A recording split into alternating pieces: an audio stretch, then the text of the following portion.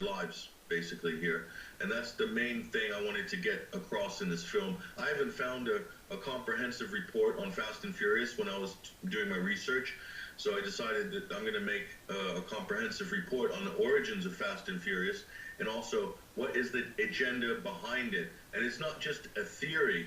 There's this theory that by some people that the government is incompetent, that the federal government is just incompetent. That is a we have the memos. We've seen the memos. CBS reported on them that they were looking for stories to go against the Second Amendment to create that demonization process. Now, now let me ask you this: did you cover the fact that Bush was doing this before, and that this goes all the way back to even the Reagan administration when they were shipping guns for drugs and doing all this with Iran-Contra? Did you start there, or did you just start with Fast and Furious? I started with Operation Wide Receiver, which was hatched in 2007 under Roberto Gonzalez, and that was gun walking.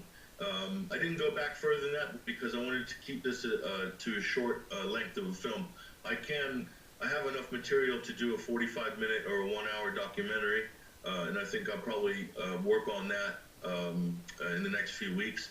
But yeah, Operation Wide Receiver was different than Fast and Furious because Operation Wide Receiver required federal agents to keep an eye on the guns as they tracked them over the border into Mexico, and also required the feds to coordinate with the Mexican authorities, at least to try to apprehend or to break gang activity and cartel crime. Operation Fast and Furious has got none of that, and I kind of really illustrate that clearly in my film. And also I've got highlights of all the really good congressional testimonies that I was able to get from C-SPAN, who gave me permission to use those as well. And also we've got the senators in this state. You know, this isn't your normal breed of politician, and this is the thing that really surprised me, is these are, I don't want to use the cliche, but these are real patriots working down here whose chief concern is their constituents and their citizens and guarding the liberties of the residents of Arizona. And they came out on camera and spelled it exactly what it is. Right. No mincing words, that this is a conspiracy by the federal government to gin up opposition, in the words of Senator Gould, to demonize the Second Amendment and to restrict gun ownership in the second term of Obama. Sure. So now, this isn't something we're talking about, Rob. This is something that the highest ranking members of the state government in Arizona are saying publicly. Well, are they planning on pressing any charges or filing anything in court to against, you know, Eric Holder and the Department of Justice? Is that even possible? Can we file charges against the Department of Justice for doing this? Well, Darrell Ice has brought everyone knows by now, Darrell Ice has brought a contempt charge against Eric Holder. I mean, he's been proven to be lying. I've got his testimonies backed up against the CBS reports to show that he's a liar. Right. And also, I also said, revealed also that the White House intimidated CBS into dropping Fast and Furious coverage last year. So they're involved in bullying with the media to try to kill investigation into what is a completely failed operation that is actually illegal. On its face, it's illegal. I would like to see the state of Arizona file charges against Eric Holder personally and drag his butt down there for questioning and grill him, because that's what they need to do, because they're not doing that job in Congress. Issa is doing a whitewash, honestly, because he knows that they did it under Bush, and he's just kind of playing the field of, oh, we're going to keep this a left and right paradigm thing, when they're both sides are doing it, and that's what really pisses me off. Well, the thing is, they did it under Bush, but they at least had some accountability in that operation. This one here has no other function other than to demonize gun owners and also to restrict the purchase of firearms in the border states, particularly Arizona and Texas. And both those states have very liberal gun laws. And, you know, as Senator Gould said, we can't forget that, you know, as Americans, we have the right, if we own property, we have the right to sell property to each other. And that includes gun shows. So they're trying to use Fast and Furious to create, and this is also something else, Rob. I had a senator lecturing on camera what Hegelian dialectic is. Oh, wow. Yeah. And how it applies applies to Fast and Furious. And I couldn't believe I was hearing this, and I thought, wow, you know, I don't often feel really proud of the public servants, but when I heard Senator Gould talking about this, I felt proud that we had people in the state legislature who think like this and who have this level of political awareness, right, and aren't going to be hoodwinked by what is clearly federal government out of control. And I said this at the end of the film. I said this is a federal government that's out of control, and at some point the child thinks it's become the parent, and that's that's the big theme here is the state's sovereignty. And the original contract with the Constitution, the 50 states, gave limited powers to the federal government. And now we have a federal government that's now become a national government. And this is the main point of the film that I hope people get. And this is what was said by the senators. We've gone from a federal government to a national government. And can you believe what the implications of that and the reality of that is? That is the baby steps towards a complete totalitarian socialist state. Well, if you look around you, that's what most of the slobs want. They want to be taken care of. They want government to take care of them and provide for them from cradle to grave.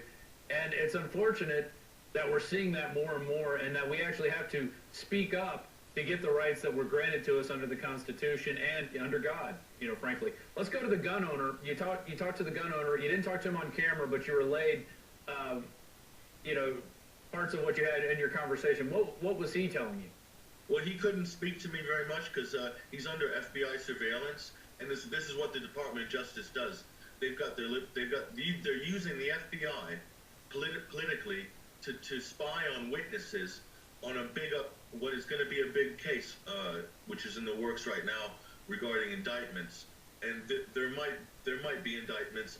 He didn't say specifically, but he said I'm not going to say anything, but just there's going to be big developments in this month of May with regards to Fast and Furious. But he was nearly put out of business by the ATF's little operation, and it's honest, hardworking Americans just trying to run a business, and here they've got the federal government involved on a deep level in basically trying to entrap and also do the worst thing possible, which is arm criminal cartels over the border with guns. And and also the other thing my film spells out clearly, and I took clips from the White House SPP meeting with Calderon and Obama in May, which is that they're trying to make this fallacy that it's American guns that are getting into the hands of the Mexican cartels, and it's a total lie.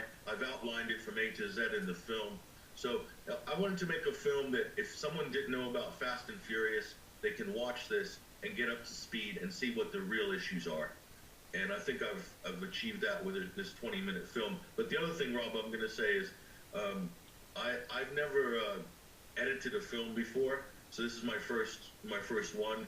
I taught myself with free software. I used a handheld HD camera. I had a very inexpensive lapel microphone wireless system, and I did this on free software. And the reason I did it is because I want to also demonstrate to people out there in the info war that you don't need to spend a lot of money, you don't need to have heavy equipment or even the best software. Now, if I redo this film, I might do it on Premiere or Final Cut Pro. But this version, I wanted to show what you can do. So there's no barrier to getting into the info war. You can make a really good film that's better than anything Michael Moore makes. How dare you get off your butt and do something productive? Yeah. How dare you? And so this is an example of this film. This is my first go at a film, and I think it came out pretty well. And also, it's just to show that you can do this with little or no resources. Money should not come into the issue in the info war.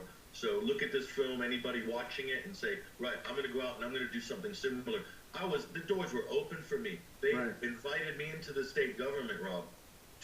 They're looking for people to talk to about this. They're dying to talk about it. I got two final questions here. Did the gun owner know he was part of Fast and Furious when it was taking place?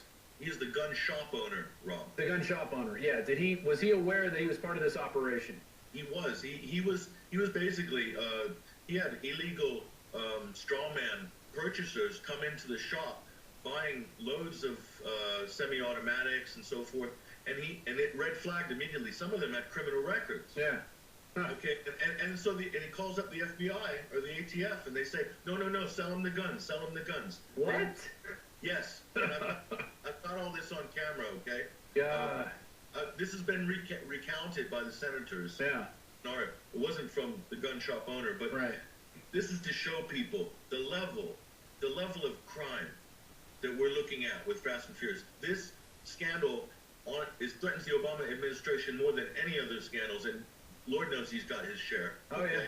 Yeah. But this one doesn't involve bribery or Watergate lying or corruption. No. This involves lives.